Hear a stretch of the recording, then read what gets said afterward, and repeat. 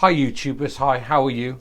I am recording this vlog on the 21st of November 2019 and it's a couple of minutes to 10 in the evening.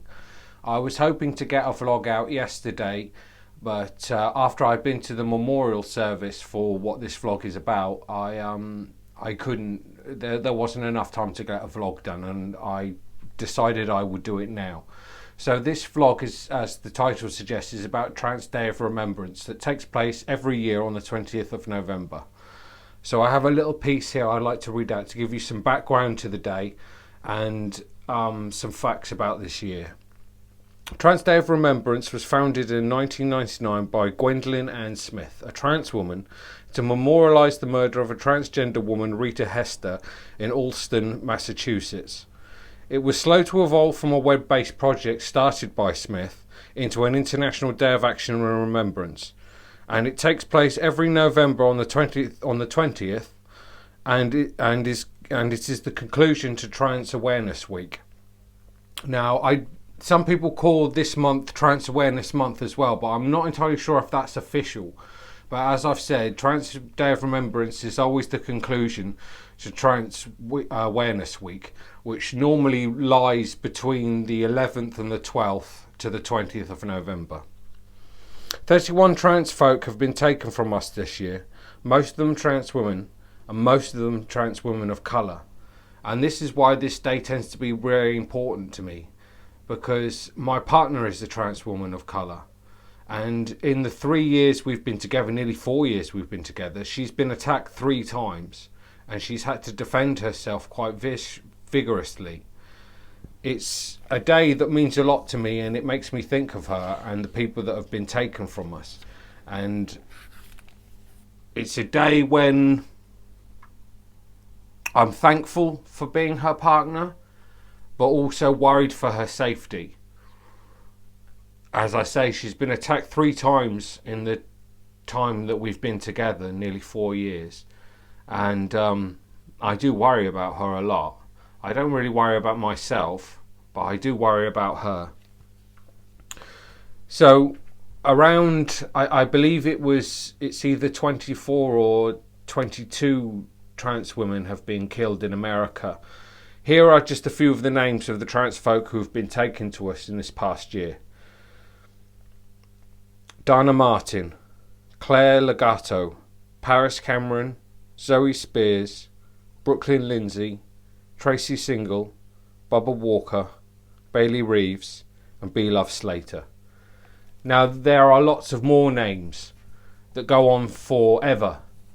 And when you hear the names read out at a memorial service, you are shocked by the number of name unknowns that are mentioned.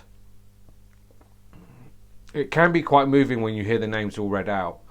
I was hoping to show some footage of the service I went to, but a lot of people were uncomfortable with being on film. So all I have to show you from the footage that I took that yesterday evening was just some brief shots of us gathering. So I'll show that later, and a still of what took place after the commemoration service.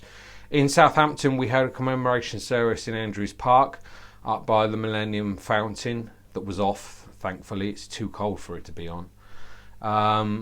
4 or 5 individuals from the community, including a number of people from Chrysalis, the charity I'm a trustee of, read out names of those taken from us. It was quite moving, and I thought it was brave of the people to try and read out some of the Latino names that were so hard to gauge, but it was good that we read them out and heard them. After the service, we went to the art house in Above Bar and had a poetry recital. I forget the names of the people involved in the poetry recital. I was rather distracted at the time, but I did listen to some of the poetry, and it was very good. It came from a non-binary perspective, but they were good poetries. They sounded for all of us that were in that room. I'm gonna put on the end here just the footage of us gathering and the still of the poetry reading being read out. I don't know if there's any more I can say really. It can be such a moving day. I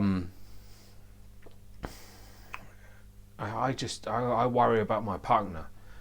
I'm terrified one day her name's going to be read out on one of these services, but she's a tough old boot, so I'm inclined to think it won't be.